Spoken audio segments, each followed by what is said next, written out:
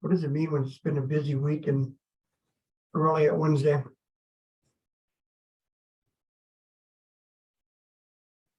Busy.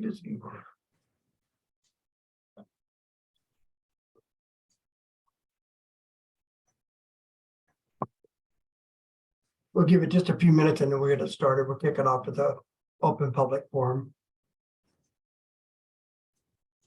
Do you have anything written in at all, Medea, for questions from public comments or anything? Chat or anyone else? No. Not currently. Okay.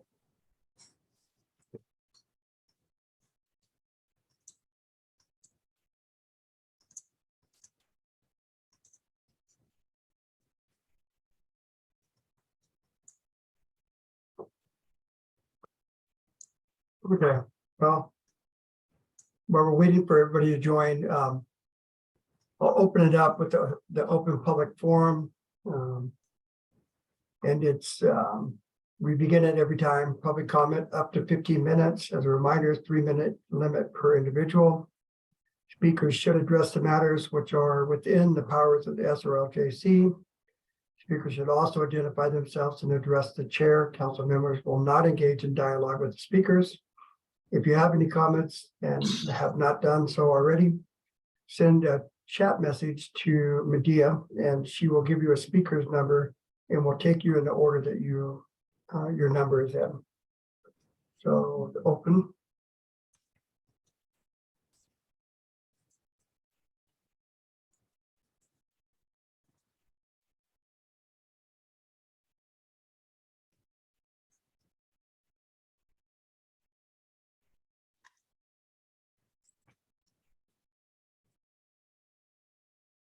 Mhm.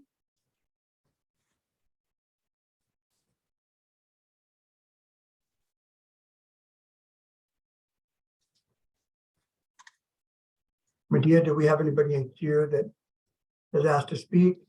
We do not. I can't hear you. I do not.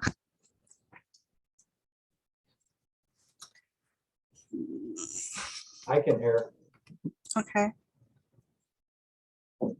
Mike, she said there's no one there. Thank you. Everyone else can hear her, but you, Mike. Nod yes or no.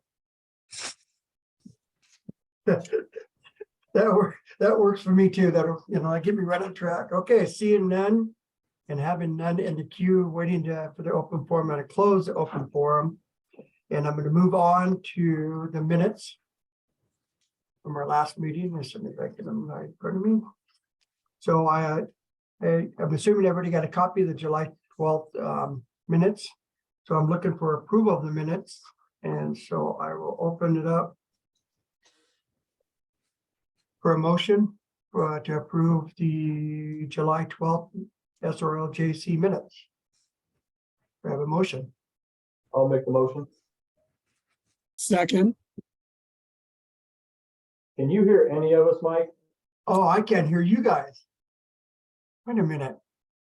Oh, this sounds pretty good. I like this. Right now. We can say whatever we want now, right? Oh, do not say that. I bet you guys have been having a lot of fun with this, haven't you? Barbara Yes, can't hear us. actually we have. I'll tell you what they all said later. Now I can probably hear you too.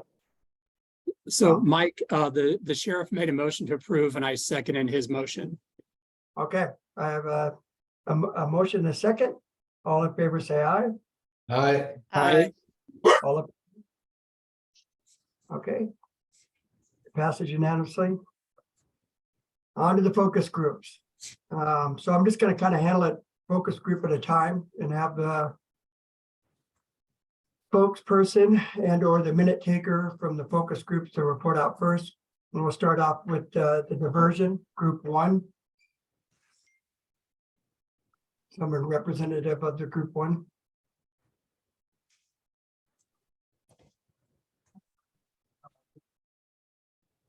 Justin? I have not been to one of those meetings. I believe that Okay. Well, Colin, you went to the first diversion meeting. I know, and I think Katie did too. I was not available. I think Aaron was the spokesperson. I think Katie Sorry, was if you there. guys want Yeah. to, if you guys want to look at me sideways, I'm happy to give an update on diversion. Sorry, my camera for Zoom is the only app. There's some kind of bug. But I do have an update from Aaron if you guys would like to hear it. Yeah. Okay. Let's see if I can find it. Okay, let's see. So we all did meet just the other day. Basically, we are trying to get at diversion earlier in the process as opposed to later on in the prosecution stage. And so one of the things that we've brought back is pretrial services is going to, well, has started sending Colin's office and my office an email every day with folks that they have preliminarily identified as possibly being diversion eligible, in hopes that we will kind of catch these people earlier in the process and be able to make diversion offers if they are appropriate and have them hopefully be accepted. So that's one thing that we are doing. Going forward, let's see. We are trying to look at some additional things that we might be able to do in terms of maybe putting some information on the OPTS evaluation that could also flag to interested parties that the person might be diversion eligible. So we're still looking at that. And then we have gone ahead and updated the eligibility guidelines. Myself and Colin both looked at those updates and they have been given to OPTS. So that's kind of where we're at right now. We kind of discussed some of the challenges that the diversion program has, mainly, you know, that it's not one thing that's keeping people from entering diversion. It's just kind of how the process works sometimes in terms of getting those offers made, having the offender, you know, go over their potential options and being ready to enter the diversion program. We also did talk about potentially looking at some other jurisdictions and trying to see if we might be able to build off some of their diversion programs and kind of borrow some of their models for ourselves. So one that I thought looked particularly interesting, I think it was Pierce County. They kind of have their diversion program almost like a drug court docket, where they kind of completely divert the person off onto a diversion track where they observe the court for a period of time, get a better understanding for what the diversion program is, and then make the decision about whether or not they want to enter. And that looked like something that might be interesting in the future. Colin, do you have anything else I missed? No, I think you covered it.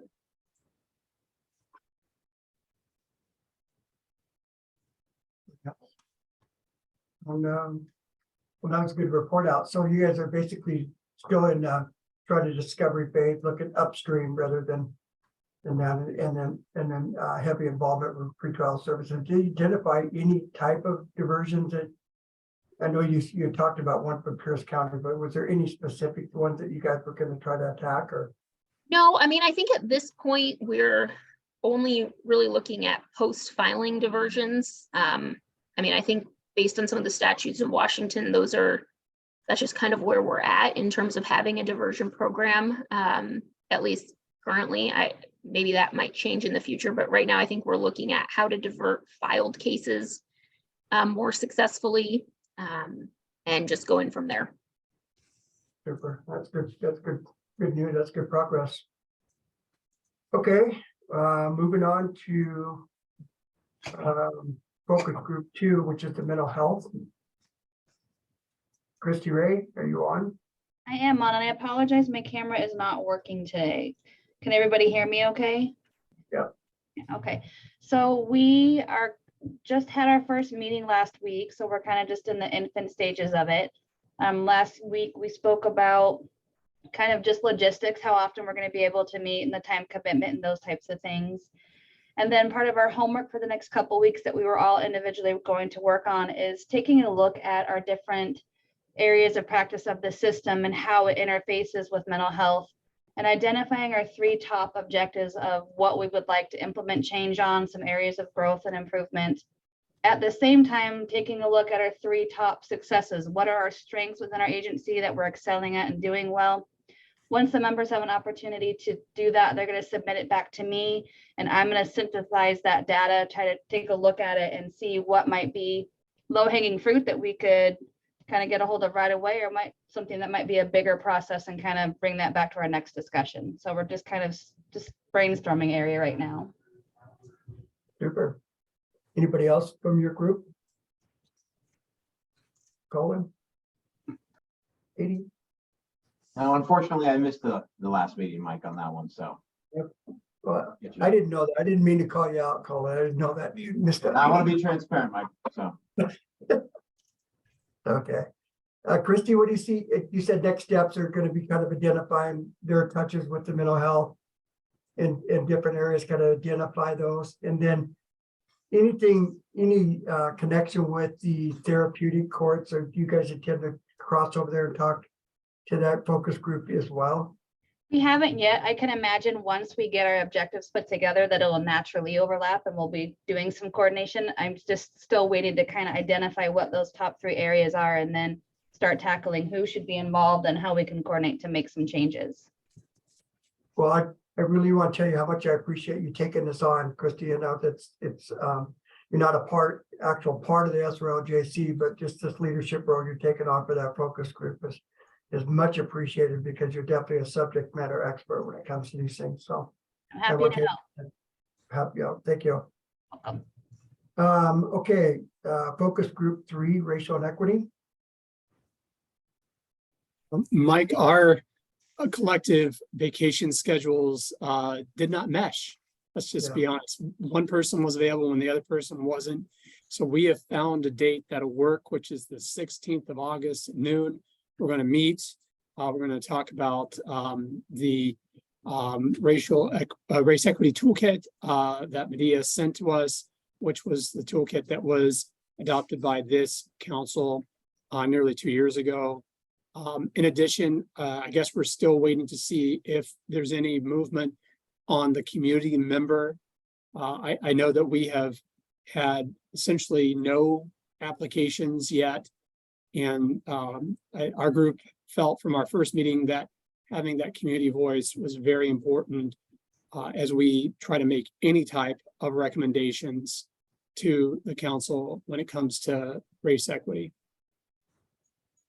Yeah, I don't know how we could get the word out for that any more broadly than we're doing it right now, but we really need somebody to fill that role from the community, Justin, and maybe even some of you could help with that part of it too. But as far as I know, we still have the vacancy there. I know that we've had a couple of applicants here and there, but I really want that strong individual that can fill that role, you know, and to come alongside with the racial equity team and help put that together. But still a work in progress. If anybody has ideas on how to get it to a broader audience, I'm all in to try to figure that out and get somebody to take on that role.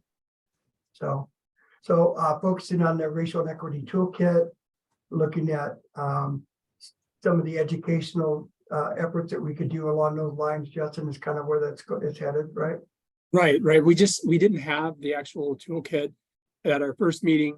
And as Rochelle had mentioned when she reported out last time, we really wanted to figure out how do we incorporate this into our essentially everyday work. What would the trainings look like?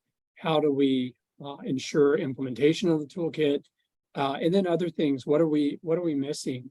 What are the other things that we should be doing? Outreach to the community, which is that missing part that we have quite often. And without community rep, it's hard to have those robust conversations. So whether or not they want to be a member of the actual council and put their names forward for that, we need people that are part of community, that are interested in this issue, that are affected by this issue, persons of color, to be part of our work group if we're going to have a really well-rounded product to present to the council.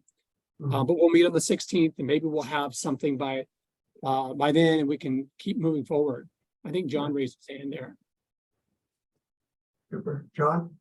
Yeah, I just wanted to, while we're on the subject, the racial equity toolkit, we kind of gave the nod a while ago as a council that no matter what endeavor we pursue, that we were going to use the racial equity toolkit in that. And so I encourage the 4 focus groups to include that in their meetings and just go over it. It's an effective tool. It's a simple tool. There are 10 points starting on page 2, and we don't need to overthink it, but we need to go through and ensure that we're using the racial equity toolkit. And no matter what we do as a council, we kind of gave the nod to that. And so I just want to encourage everybody to use that. The therapeutic focus group number 4, therapeutic courts, met yesterday, and we went through that. And so it's not a huge task, and it doesn't need to happen every single time you meet, but it needs to be done early in your meetings in order that we can comply with kind of the group thought that we would do that. So I just wanted to pass that along. Super. And do all of you guys have a copy of it? Yeah, I think we sent it all out. Yeah. I think that's good information, John, just to kind of, knit it in with the whatever planning you're doing and making sure that you're at least taking a look at it, and applying it where it's applicable and in the areas that you can. So I think that's a good suggestion, John. So if you guys need or don't have a copy of it or need a copy of it, just get a hold of Medea. She's got a copy of it. We'll make sure that you have it for your focus groups. So all right, focus group 4, therapeutic courts. Who's going to report on? Hey, I can do that, Mike. So we met yesterday. That was our first meeting, going through all the items. So we're kind of getting a chair for our work group because everybody has a lot of commitments going on. We reviewed the blueprint for reform and the updated status report. Both of those required an evaluation of our therapeutic courts. Only our adult drug court has ever done an evaluation, and we're not sure where that evaluation's at. So if someone could help us find that, that was back in 2012. None of our other therapeutic courts have done an evaluation. So we talked about, maybe completing that task first.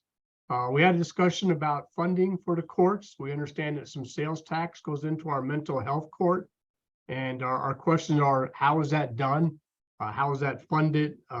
Is there other funding mechanisms for our other therapeutic courts? I know, for example, Veterans Court is purely by donations. It's the 501c3. I don't know how the intensive treatment court is done, or DUI court, or community court. So we need to find out how they're funded. We need a list of all our therapeutic courts that we have in Superior District and Municipal Court. See who's doing what. We also are looking for data. We need to get some data on our recidivism rates and how do we compare statewide and nationally. I got data for the Veterans Court, but we need for DUI court, maybe community court, our drug court. One of the big things we need to set our foundation to start our discussion is we need some data on how many defendants are screened in our various therapeutic courts, how many number of defendants are found eligible, and then of those who are eligible, how many are referred to the courts, and then how many actually opt into the courts. So we had an interesting conversation back in 2018 on our drug court. We had 181 folks screened, 116 were eligible, 100 were referred, and only 58 opted in. So it just gives us an idea of kind of what we're looking at on, out of 181 people, only 58 opted in. But there's reasons why other folks were not referred, depending on the offenses they did, the number of strikes, how violent the offenses are. So there's a lot of data we need to collect just to know what we're working with. Then we want to go further into the data to find out, where these courts are successful or where they're not successful. And that data is criminal history, background, race, gender, employment status, education, or anything else we have out there data-wise that we could take a look at demographics to find out where are these courts effective and where they're not. So like in Veterans Court, again, that's one court I know. So in Veterans Court, we have ages from 20 to 78 in our court. And it's effective for all of them, just different tweaking. But some other courts, as we talked about, some of the drug courts are not effective for certain ages. So we had a conversation about that and what is that demographic we should be looking for to put people into a therapeutic court? Where is it most effective? And as John talked about from his experiences, from people he's worked with, sometimes you got to get down to rock bottom before a court's effective for them. And so we talked a little bit about that. And as John mentioned, the final thing we did do is we went through the racial equity impact assessment. And we went through all 10 questions and how answering them would apply in the lens of a therapeutic court, how we would do that. So our next steps are to collect all this data where we can find it and find out kind of what the operating environment, what the boxes that we're working in, and then go from there. Anybody else from the meeting yesterday that I missed anything? Anything you want to chime in on? Judge, please. And I just want to chime in because I apologize. I was unable to make the meeting yesterday.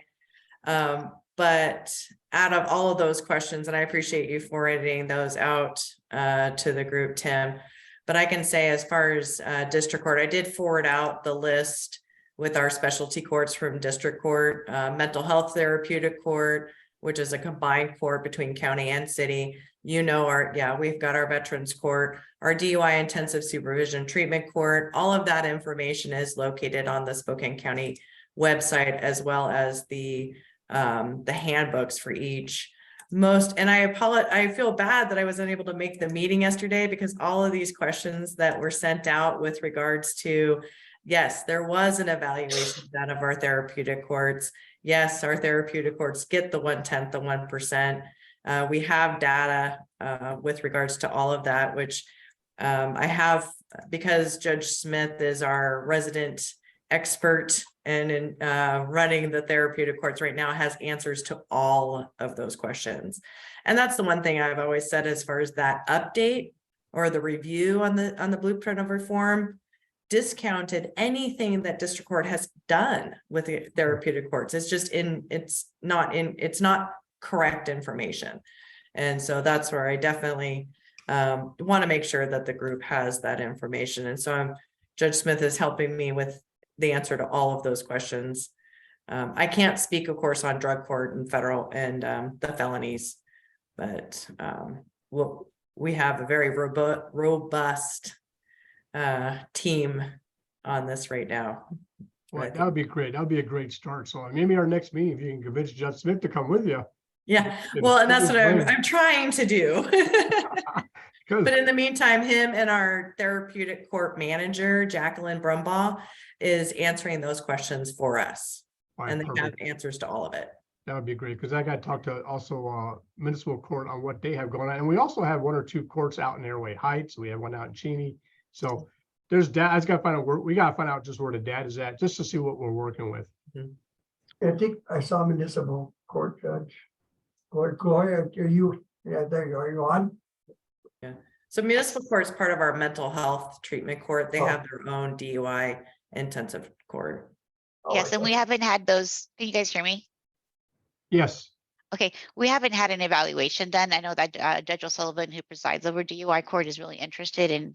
It's been 5 years since the court's been operating on getting an assessment done, but we don't have one currently. And I do know we don't have a formal evaluation of the other therapeutic courts as of today, but there is interest in doing that. Yeah, because I just, again, the blueprints were saying about that, and that'd be just a good place to at least start to find out where we sit at. And but that's where we are, Mike. Anybody else from the group? Well, I was just going to ask, Gloria, do you want us to add you to this group, the therapeutic court group, or did you have a different interest in one of the other groups? Yeah, you can go ahead and add me to this one. You'll go into this one? Yes, we're actually in the process of trying to stand up a DV court. Okay, well, perfect.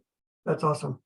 Yeah, and Judge, that'd be a great discussion too. I know that's also a discussion up here at Superior Court, a DV court, not just a DV docket, but a DV therapeutic court. Yes, I talked to which judge is assigned to it? Oh, I gotta think for a second. I would have said Jacqueline High Edwards. Okay, because I think it was a different judge. It was one Okay. of the male judges. And I picture him, Judge Clary. I could picture him in my head, but his name wasn't popping in. Oh, yeah, Judge Clary. Yes, because he's handling our therapeutic courts overall right now. Yeah, true.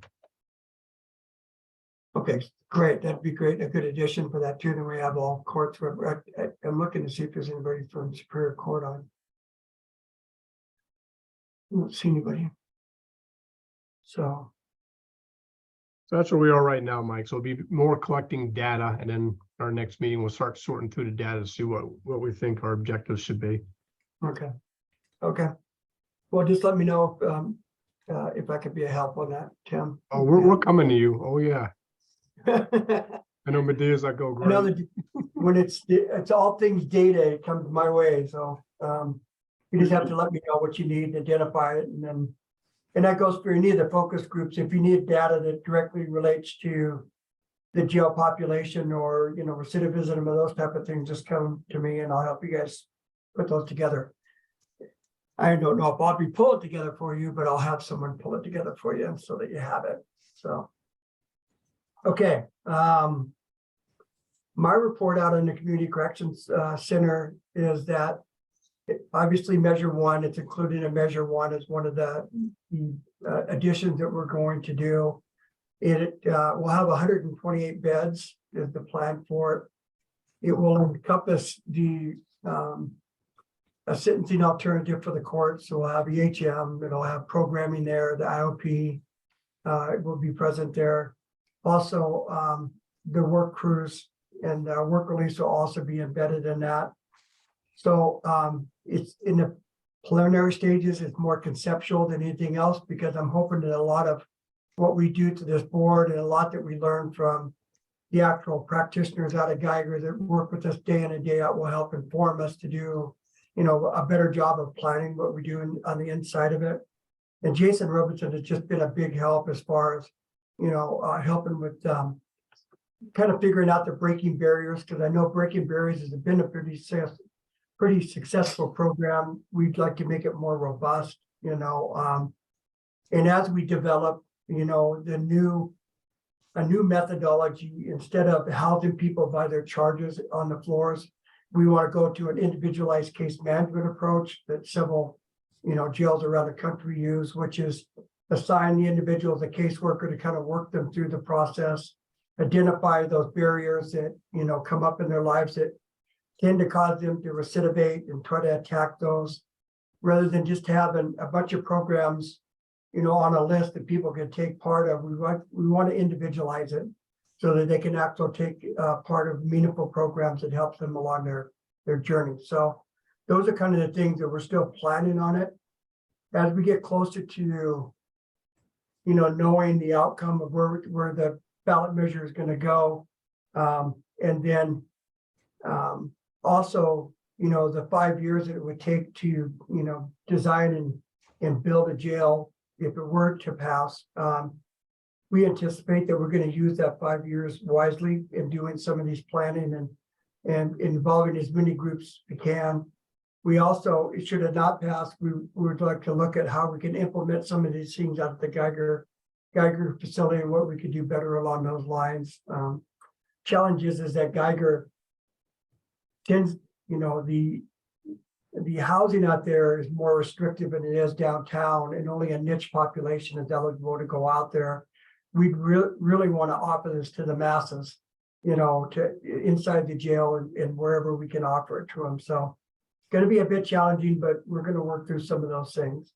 And I apologize because I did not get an opportunity to talk to Ashley Cameron to see what they're doing as far as recruiting. I did say that there's going to be a job fair here posted, which I just think is a cool idea. And I'm hoping that all the departments take place in that, is to have someone there represented, to try to recruit for their departments. It's going to be kind of fun. Who's going to get who and who's going to go out, but anyway, I think that's one of the efforts that she's doing. I know she's been active in talking, at least with some of the departments, about incentivizing recruitment, some kind of a bonus or those type of things. And I know that she's been involved with at least meeting with the department heads and talking over some of their hiring challenges and so forth. But I know that she's got some effort, and I apologize, I did not reach out to her, but I will for the next meeting for sure. just to kind of report on some of those things that she's working on, so. Okay, well, that's kind of the formal part of the agenda. Is there any open dialogue we'd like to get into around the table? Anybody want to bring up? Okay, and then, you know, as we move through these process, I see Steve on the screen here. They really need to be vetted through our risk management too, as we're moving forward. I'd like to have his thumbs up on the things that we're working on. So even if it's, I mean, I know that it's kind of an extra step, but I think it's a necessary extra step, and I'd really like to have that process going. And as we move through them, just like the racial and equity toolkit, ideally, I'd like to see it flow through Steve's office so Steve could take a look at it. They could identify any challenges for the county or any, you know, liability, potential liability, and then we'll get, of course, our attorneys to look it over. You guys are most all attorneys, so I'm sure you guys know the law. But, you know, just kind of a cursory look to make sure that we're all jiving, heading in the right directions as we move forward with some of these initiatives. So anything else for the good of the cause here? Steve, any comments on that, or? No, I'd just like to say or add that I'd be happy to review anything that comes through my desk. Again, I'm looking at it a potential liability issue more than anything, and our civil attorneys, I work hand in hand with them to kind of identify anything that we might take a closer look at. Corey, anything from juvenile court besides, I know you're really short on staff and you need staff desperately, or? Yeah. I'm just piqued up when you talked about Ashley reaching out to department heads, because I've reached out to her, and we will definitely be participating in the job fair. You know, we go to the local universities and present, so we're going to keep trying, but we're right up against crisis mode. So, and we, I bumped into her in the hallway yesterday and just her talking about some of the things that are going on in their staff shortages over. It's like, wow. I mean, we all are facing these challenges and having to do more with less, you know what I mean? So it's been particularly challenging. So. Well, I was out with some friends who own their own business, and they pay their receptionist $26 an hour, and my corrections staff start at $21.25.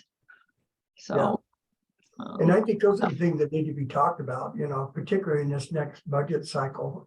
And I know a lot of you did it in the budget cycle that happened this year, but really identifying some of those. And, you know, it's a little different to be a receptionist than it is to be dealing with somebody that has the potential to be in a fight with, or, you know, some dangerous circumstance that happens too. So.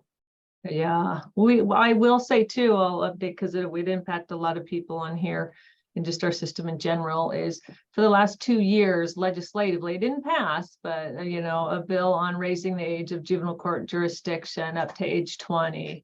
So it didn't fly. A lot of it had to do with the lower end jurisdiction, but the Partnership Council on Juvenile Justice, who sounds very friendly to juvenile justice, but they're not. They actually really have a move to dismantle the system. I don't know how, kind of under the radar, state proviso giving them $300,000 for the next couple years to look at community compensation to pay back victims of crime, and then sealing and destruction, the kind of records around juveniles and sealing, and then the issue on raising the age of juvenile court jurisdiction. And those recommendations are to be given to the legislature in October of 2025. So this just continues to come up. Senator Darneal, with her being gone, there's just not that powerhouse to push this through like she could have, but there's a lot of momentum behind this, especially by a lot of the community organizations on the west side of the state that have the ear of a lot of legislators, well, and our Supreme Court here in Washington as well. So a lot of changes coming in juvenile justice, potentially. Anything else anybody wants to talk about? Okay, well, on that, I'll give you guys continue to do the good work that you're doing. I really appreciate all the efforts. I think it's going to be very beneficial in the end. You kind of pull some of these pieces together and identify like the funding sources and how we're going to work, regionally across the table to make these things happen, and, Judge Bestmaster's comment, the blueprint reform is not all inclusive. It doesn't include a lot of things that have already taken place now and that we're all working on, and I think by identifying some of those, it will show progress, it wasn't necessarily called out in the report card or the blueprint reform. So I think that's going to be very important. Yeah, Tori. Hey, one more thing. I'm sorry. I wanted to publicly call out Christy Ray on her support of us. We lost our mental health professional, cannot find one. And we have some high needs kids, as she and her staff can attest. We have some real complex cases. And so I just want to thank her for sending over some of her staff to address the mental health needs of some of our kids over here. So Christy, you and your staff have been wonderful. Thank you. Yeah. We're happy to help. Thanks for having us over. Yeah. I brag about them as often as I can. I mean, they're a great resource. Really good. Yeah. Okay, anything else? You guys have a good rest of your day then. See you at the next meeting.